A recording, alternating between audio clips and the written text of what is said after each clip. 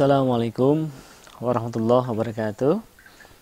Senang sekali saya Herlan Firmansyah bisa berbagi lagi pada video kali ini. Seperti video-video sebelumnya, saya akan melanjutkan pembahasan soal-soal KSM, kompetisi Sains Madrasah, untuk mata pelajaran ekonomi terintegrasi.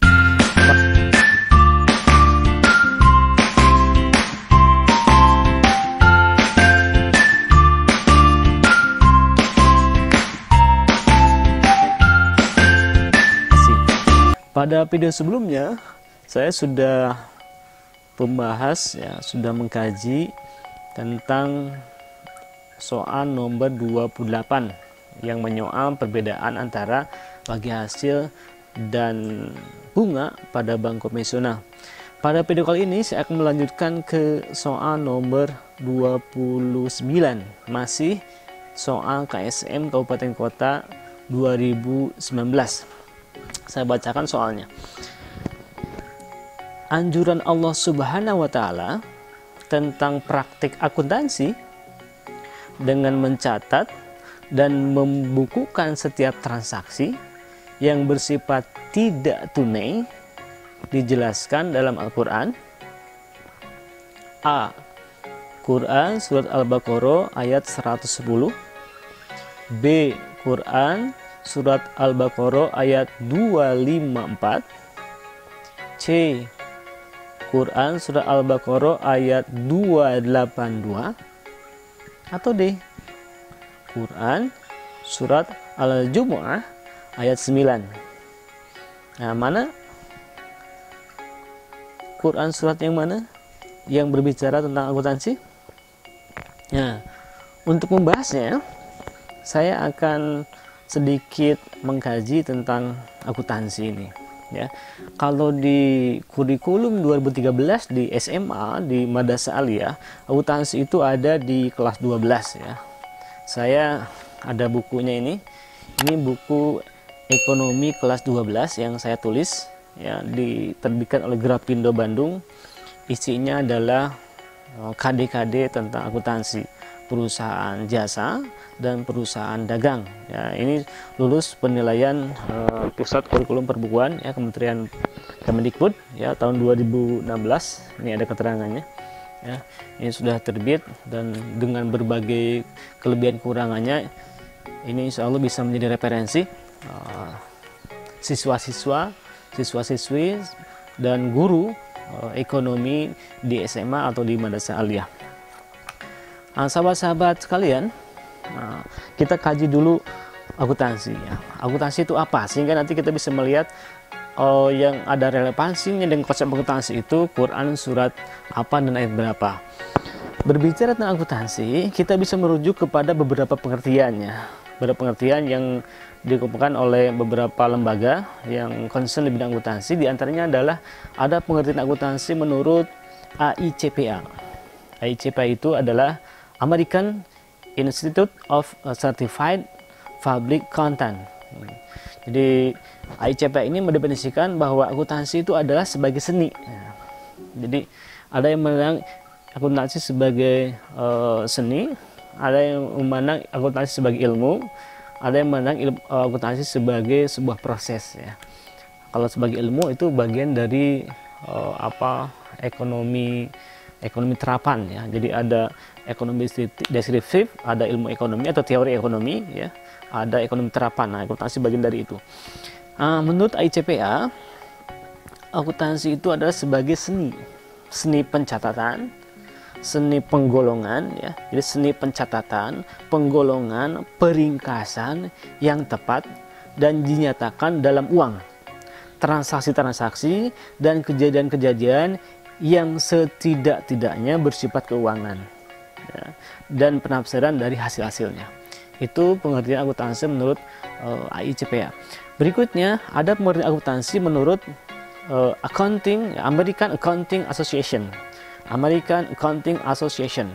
Ini pengertian akuntansi yang sering dirujuk di berbagai literatur tentang akuntansi, bahwa akuntansi itu adalah proses mengidentifikasi, mengukur dan mengomunikasikan informasi ekonomi. Proses mengidentifikasi, mengukur, dan mengomunikasikan informasi ekonomi sebagai dasar pertimbangan dalam pengambilan keputusan bagi para pemakainya. Itu pengertian akuntansi menurut American Accounting Association. Nah, dari dua pengertian akuntansi tadi kita bisa menangkap, pertama adalah kegiatan akuntansi itu apa. Yang kedua, kegunaan akuntansi itu apa. Nah, yang pertama kegiatan akuntansi. Menurut pengertian yang kedua tadi aja, kita bisa menangkap apa kegiatan akuntansi itu. Kegiatan akuntansi sekurang-kurangnya satu adalah mengidentifikasi. Ya, mengidentifikasi. Apa yang diidentifikasi tentunya adalah transaksi berdasarkan bukti transaksi. Ya. Yang kedua adalah mengukur. Mengukur dengan satuan moneter, dengan uang. Transaksi, kejadian-kejadian ekonomi yang bisa diukur dengan uang, satuan moneter. Yang ketiga adalah mengomunikasikan. Apa yang dikomunikasikan? Informasi keuangan, ya, dalam bentuk laporan keuangan nanti. Jadi kegiatan akuntansi itu setidaknya pertama adalah mengidentifikasi, yang kedua adalah mengukur, yang ketiga adalah mengomunikasikan. Itu kegiatan akuntansi. Yang kedua, kegunaan akuntansi. Dari pengertian akuntansi tadi, selain kita bisa menangkap kegiatan akuntansi, kita juga bisa menangkap kegunaan akuntansi. Apa kegunaan akuntansi itu? Dasar pertimbangan, ya, dalam pengambilan keputusan bagi para pemakainya. Jadi akuntansi itu nanti, ya, akan menjadi dasar pengambilan keputusan bagi para pemakainya. Pertanyaannya adalah siapa para pemakai informasi keuangan atau informasi akuntansi itu? Nah, kita bisa mengidentifikasi setidaknya ada 7, ya, pemakai atau pengguna informasi akuntansi. Yang pertama adalah investor, yang kedua adalah karyawan, yang ketiga adalah kreditur, yang berikutnya adalah pemasok, yang berikutnya lagi adalah pelanggan, yang berikutnya lagi adalah pemerintah, kemudian juga masyarakat. Itu kegunaan akuntansi dan pemakai informasi akuntansi. Berikutnya dalam akuntansi, baik itu akuntansi perusahaan jasa, ya, perusahaan dagang, koperasi dan sebagainya, itu kita mengenal ada yang disebut dengan siklus akuntansi. Siklus akuntansi itu meliputi setidak-tidaknya ada 3, ya. Dalam berbagai literatur itu ada 3 tahapan proses akuntansi yang kita sebut dengan siklus akuntansi. Tahapan utamanya ada 3. Pertama adalah tahap pencatatan. Yang kedua ada tahap pengikhtisaran. Yang ketiga ada tahap pelaporan. Ya. Dalam tahap pencatatan yang dibuatnya adalah jurnal, kemudian posting ke buku besar. Ya. Apa yang di jurnal? Transaksi berdasarkan bukti transaksi. Ya, bukti transaksi ada bukti internal, ada eksternal, nanti dibahas tersendiri dalam kajian akuntansi. Jadi dalam tahap pencatatan, jurnal dan buku besar. Dalam tahap pengikhtisaran di situ dibuat apa disebut dengan neraca saldo, dibuat jurnal penyesuaian, dibuat di situ kertas kerja. Tahap pelaporan, tahap yang ketiga, dalam tahap pelaporan setidaknya ada 4. Pertama ada disebut dengan laporan laba rugi dan penghasilan komprehensif lainnya, atau disingkatnya laporan laba rugi. Yang kedua ada laporan perubahan ekuitas atau laporan perubahan modalnya. Yang ketiga ada disebut dengan laporan posisi keuangan atau disebut juga dengan neraca. Terakhir itu ada disebut dengan laporan arus kas. Nah, itu yang dibuat dalam tahap laporan. Jadi ada 3 tahapan atau siklus akuntansi: pencatatan, pengikhtisaran, pelaporan. Berdasarkan konsep yang saya jelaskan tadi, ya, kira-kira dalam Al-Quran surat apa, ayat berapa yang bicara tentang pencatatan transaksi? Nah, kalau kita kaji Quran dan ayat-ayat dalam Al-Quran yang berbicara akuntansi, itu adalah ada di Al-Quran surat Al-Baqarah. Al-Quran surat Al-Baqarah ayat 282. Al-Baqarah ayat 282. Kita ketahui Al-Baqarah itu artinya adalah sapi betina. Ini termasuk surat Madaniyah. Jadi surat yang kedua dalam Al-Quran, jumlah ayat dalam Al-Baqarah itu 286. Nah, yang meliputi 3 juz ya. Juz ayat 1 sampai 141 itu ada di juz 1.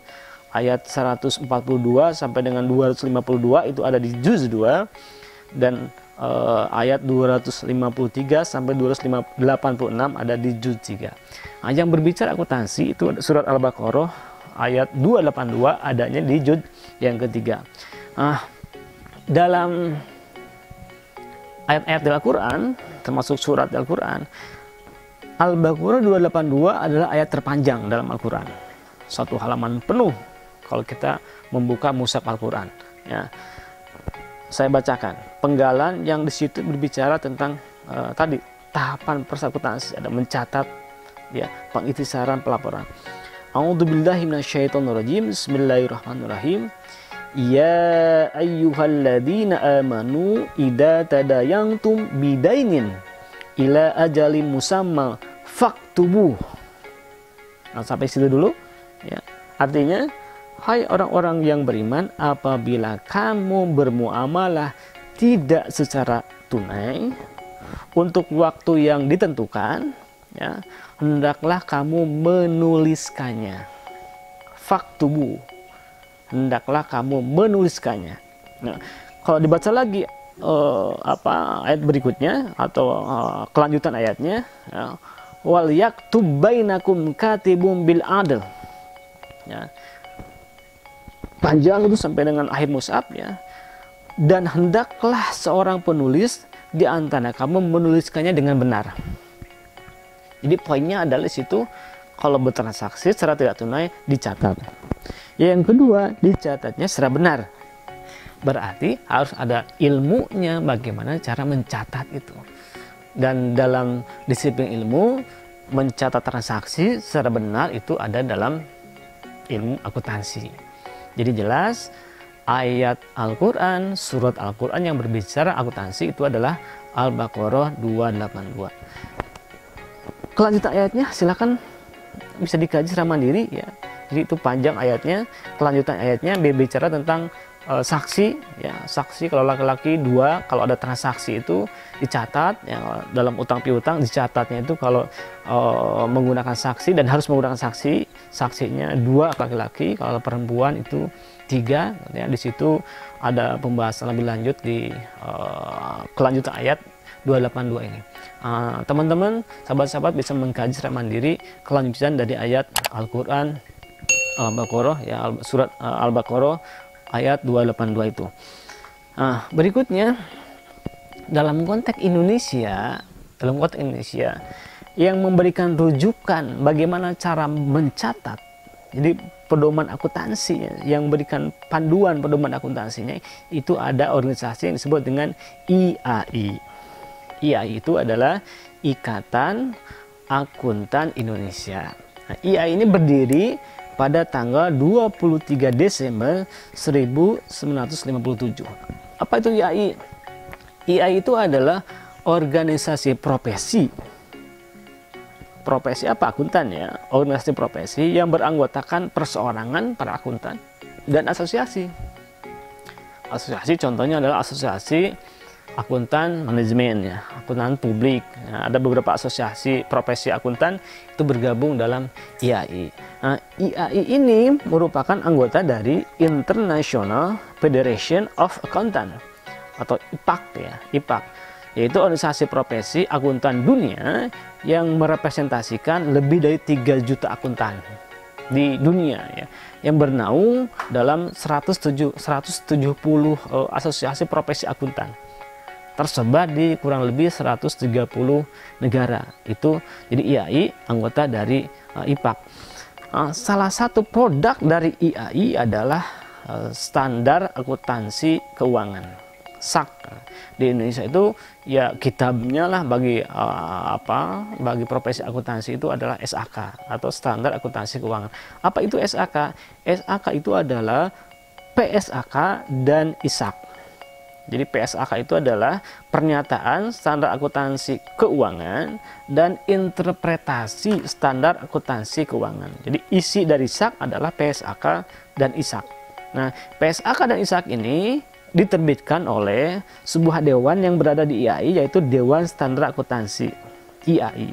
Dewan Standar Akuntansi itu ada dua, ada Dewan Standar Akuntansi yang umum, ya, ada juga Dewan Standar Akuntansi untuk akuntansi syariah secara khusus.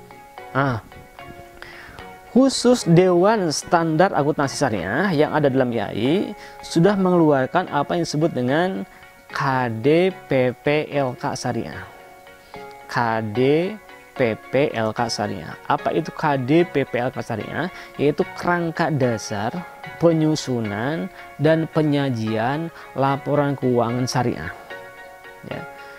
Pengaturan akuntansi yang memberikan konsep, ya, yang mendasari penyusunan penyajian laporan keuangan atas transaksi syariah. Di khusus transaksi syariah merujuk kepada kerangka dasar penyusunan dan penyajian laporan keuangan syariah, atau disingkat dengan KDPPLK Syariah, yang dikeluarkan oleh Dewan Standar Akuntansi Syariah IAI. KDPPLK Syariah ini pertama kali disahkan oleh Dewan Standar Akuntansi Keuangan Ikatan Akuntansi Indonesia itu pada 27 Juni ya 2007. Ya, jadi KDPPLK itu pertama kali dikeluarkan 2007 berdasarkan surat keputusan Dewan Pengurus Nasional IAI ya, tahun 2013. Maka seluruh produk akuntansi syariah yang sebelumnya dikeluarkan oleh DSAK, ya, sebelumnya DSAK saja, dialihkan kepada DSAKS, ya. Jadi Dewan Standar Akuntansi Syariah, DSAS IAI, Dewan Standar Akuntansi Syariah IAI. Jadi ada dewan khusus, Nah, berikutnya berdasarkan KDPPLK itu ada 5 prinsip akuntansi, ya. Ada 5 prinsip transaksi syariah. Jadi transaksi syariah itu merujuk kepada atau bersandar kepada 5 prinsip. 5 prinsip itu dijelaskan dalam KDPPLK tadi itu, KDPPLK syariah. Ya. Prinsip transaksi syariah yang pertama adalah persaudaraan, ukhuwah. Yang kedua adalah keadilan, al-adl. Ya. Yang ketiga adalah kemaslahatan, ya, maslahah. Ya, masalah. Ingat, ini dalam konsep ekonomi syariah ada disebut dengan maqasid syariah. Maqasid syariah itu ada yang mengequalkan, itu ada intinya adalah kemaslahatan. Ya. Kemudian yang ketiga adalah keseimbangan, tawazun. Ya, yang keempat tawazun. Yang kelimanya adalah universalisme atau sumuliyah. Jadi ada 5 prinsip transaksi syariah dalam KDPPLK yang dikeluarkan oleh IAI. Pertama adalah prinsip ukhuwah. Yang kedua adalah al-adalah, yang ketiga adalah maslahah, yang keempat adalah tawazun, dan yang kelima adalah sumuliyah atau universalisme. Berikutnya, transaksi syariah seperti apa yang harus merujuk kepada akuntansi syariah? Ya. Ada 5 karakteristik transaksi syariah. Kalau tadi prinsipnya, kalau sekarang karakteristiknya. Ada 5 karakteristik transaksi yang disebut itu sebagai transaksi syariah. Yang pertama adalah tidak mengandung unsur riba. Di video sebelumnya saya sudah membahas sekilas tentang riba, ya. Tidak mengandung unsur riba. Jadi kalau ada di situ ada unsur riba, berarti bukan transaksi syariah. Yang kedua, tidak mengandung unsur kezaliman. Dalam video sebelumnya saya sudah membahas juga tentang ayat Al-Quran, ya, Quran surat An-Nisa 29. Di situ tidak boleh ada transaksi yang mengandung unsur kedoliman. Kemudian tidak mengandung unsur maisir, perjudian. Tidak mengandung unsur goror, ya, ketidakpastian. Tidak mengandung unsur haram. Nah, haram jelas, ya, tidak boleh. Kalau ada haram berarti itu bukan transaksi syariah. Jadi itu ada 5 karakteristik transaksi syariah. Pertama adalah tidak mengandung unsur riba, yang kedua tidak mengandung unsur kezaliman, yang ketiga tidak mengandung unsur maisir, yang keempat tidak mengandung unsur goror, yang kelima tidak mengandung unsur yang bersifat haram. Nah, sampai sekarang ya, tadi kan standar akuntansi keuangan itu isinya adalah PSAK dan ISAK. Sampai sekarang IAI melalui Dewan Akuntansi Syariah itu sudah mengeluarkan 14 PSAK syariah. Sudah mengeluarkan 14 PSAK syariah. Yang pertama ada PSAK nomor 59, itu pertama kali keluar, yaitu akuntansi perbankan syariah. Ini ada buku akuntansi perbankan syariah merujuk kepada PSAK 59 tentang akuntansi perbankan syariah. Ada juga PSAK 100 sampai dengan 112 ya, bisa dilihat di layar monitor. Itu ada daftar PSAK syariah yang bisa dirujuk oleh para akuntan publik, akuntan pendidik, akuntan internal atau manajemen ya. Itu termasuk mahasiswa, termasuk siswa yang ingin mempelajari tentang akuntansi syariah, maka harus buka PSAK sebagai rujukannya, sebagai kitabnya di Indonesia ya. Jadi PSAK syariah itu jumlahnya ada 14 sampai sekarang 2020 ini. Jadi PSAK nomor 59, kemudian PSAK nomor 100 sampai dengan 112. Terakhir 112 itu ada PSAK 112 tentang akuntansi wakaf ya. Itu banyak sekali kita bisa pelajari yang menjadi panduan bagaimana akuntansi syariah di Indonesia sebagai penerapan dari tadi Al-Quran surah Al-Baqarah 282, turunan dari Al-Baqarah 282 dikembangkan, dikaji, melahirkan PSAK tadi itu yang sudah ada 14 PSAK syariah di Indonesia. Nah, jadi kembali ke soal ya. Di soal berbunyi gini, anjuran Allah tentang praktik akuntansi dengan mencatat dan membukukan setiap transaksi yang bersifat tidak tunai dijelaskan dalam Al-Quran. Nah, dari penjelasan tadi saya sudah jelas ya. Jadi ada dalam Al-Baqarah 282. Jadi jawaban soal nomor 29 dalam KSM tingkat kabupaten kota nomor 29 ya, ekonomi terintegrasi, jawabannya adalah C, Quran surah Al-Baqarah ayat 282. Mudah-mudahan bermanfaat. Silakan bisa dikembangkan secara mandiri di berbagai literatur ya. Demikian dari saya, mohon maaf. Assalamualaikum warahmatullahi wabarakatuh.